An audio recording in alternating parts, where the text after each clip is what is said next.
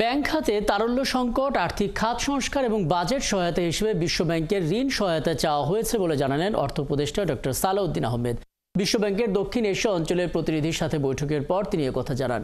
এদিকে বন্যায় ক্ষতিগ্রস্ত অবকাঠামো উন্নয়ন এবং সাইক্লোন সেন্টার নির্মাণে আইডিবি সহায়তা করবে বলেও জানান অর্থ উপদেষ্টা। শামিনীরা রিপোর্ট।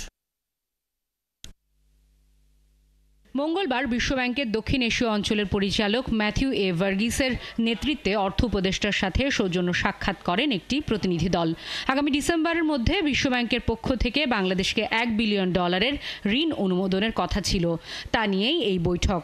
অর্থ উপদেষ্টা জানান, ঋণের অর্থ ছাড়ের ক্ষেত্রে যে শর্ত দেওয়া হবে সেটি মানা সম্ভব। আমরা যেটা বলেছি, আমাদের রিফর্মগুলোর জন্য সহায়তা দরকার, আমাদের একটা বাজেট সাপোর্ট দরকার ইমিডিয়েটলি, তারপর আমাদের কত ডেভেলপমেন্ট প্রজেক্ট আছে। ওয়ার্ল্ড ব্যাংক কিন্তু সবসময় বহুজাতিক মাল্টিল্যাটারাল হিসেবে সবচেয়ে বিগেস্ট ওনার আমাদের, অতএব তাদের সে সাহায্য দরকার, টেকনিক্যাল অ্যাসিস্ট্যান্স, আর্থিক সাহায্য, আমাদের লিকুইডিটি সাপোর্টের ব্যাপারে কথা বলেছি। এই যখন আসবে বা এসে আসবে, এর আগে আমাদের কতগুলো অ্যাকশন নিতে হবে, তাই না?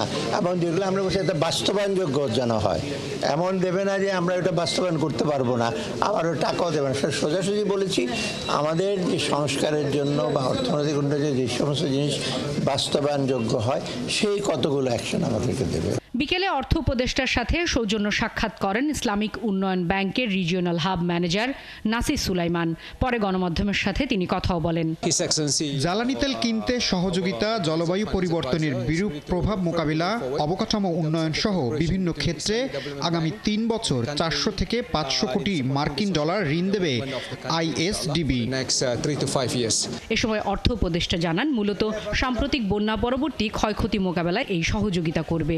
রোডসগুলো নষ্ট হলো, এই যে রিসেন্ট ফ্লাড, এবং ওরা অলরেডি সিলেটে সার্ভে করেছে, সিলেটে অলরেডি বন্যা হয়েছে, এর আগে কিছু কনস্ট্রাকশন হয়েছে, এগুলো আবার নষ্ট হয়ে গেছে, অতএব এইগুলো ওরা সহায়তা দেবে। বরাবরের মতো তাদের সহযোগিতা অব্যাহত থাকবে বলে জানান উপদেষ্টা।